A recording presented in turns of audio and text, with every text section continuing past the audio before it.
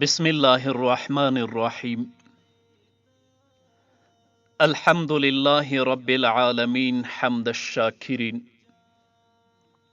الصلاة والسلام على سيد الأنبياء والمرسلين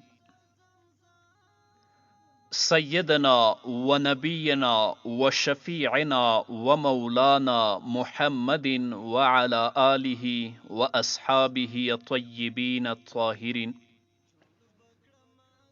قدرمنو اوریدونکو د ژوند د لارې د خپرونې مینوالو، السلام علیکم ورحمت الله وبرکاته.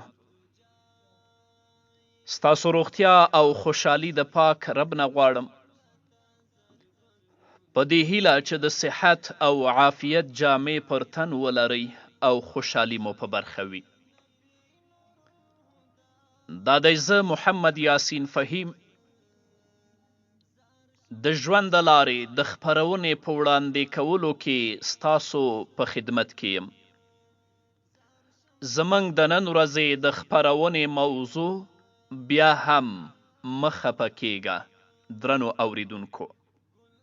پوه او هوښیار هغه څوک دی چې تاوانونه پر ګټو بدلوي او ناپوه خلک ځان ته یو مصیبت دوه کوي، لکه د اسلام ستر پیغمبر محمد صلی الله علیه وسلم چې له مکې مکرمې نه وویستل شو، نو مدینې منورې ته لاړ او هلته یې داسې دولت جوړ که چې د تاریخ سترګې یې مړې کړې.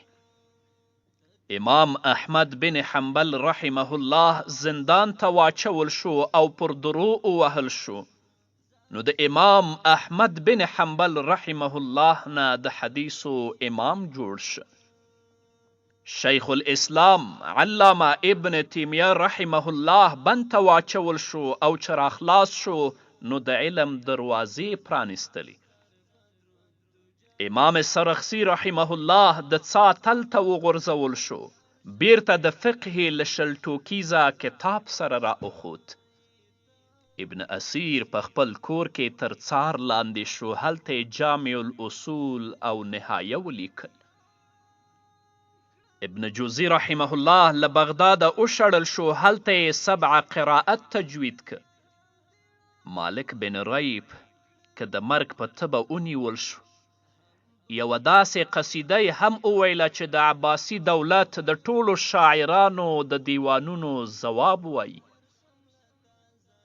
د ابن زویب حزلي اووه زامن په یوه نښته کې له منځه ولاړل او له دغه غمه یې داسې مرثیه وویله چې زمانه ورته ګوته په خوله او په تاریخ کې په زرینو کرښو باندې ولیکل شو.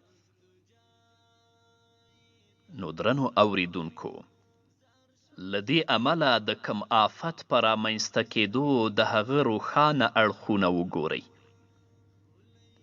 لکه که څوک د لیمو تروې اوبه درکړي نو ته پکې لږه بوره ور واچوه، او که منګور درته ډالۍ کړی شي نو ارزښتمن پوستکی یې په کار راوله. که لړم دې وچیچي نو پوه شه چې زهر به د مار د زهرو په ضد درته ګټه ورسوي، او ستونزمنو حالاتو کې له واکه مه وځه چې میوه یې ترلاسه کړي. الله تعالی په خپل کلام کې فرمایي عسا ان تکرهوا شیئا وهو خیر لکم. کیدای شي تاسې یو شی بد ګڼئ او هغه ستاسې لپاره ښه وي. یعنی ډیر وخت تاسو یو شی بد ګڼئ او هغه ستاسې لپاره خیر وي. د فرانسې له مشهور انقلاب مخکې د هغه هیواد دوه نامتو شاعران په بند محکوم شول. په دغه دواړو شاعرانو کې یو به په هر څه کې نیک فال نیوه او بل به یې بدفاله و. بله ورځ دواړو په کړکۍ کې سر ښکاره که، نو نیکفاله کس تورو ته په ګتو وموسکل ویې او بدفال نیونکي کس پر سرک دوړې او ګردونه ولیدل نو هغه په ژړا شو. وګوره د ژوندانه دغه دواړه د نظر نقطې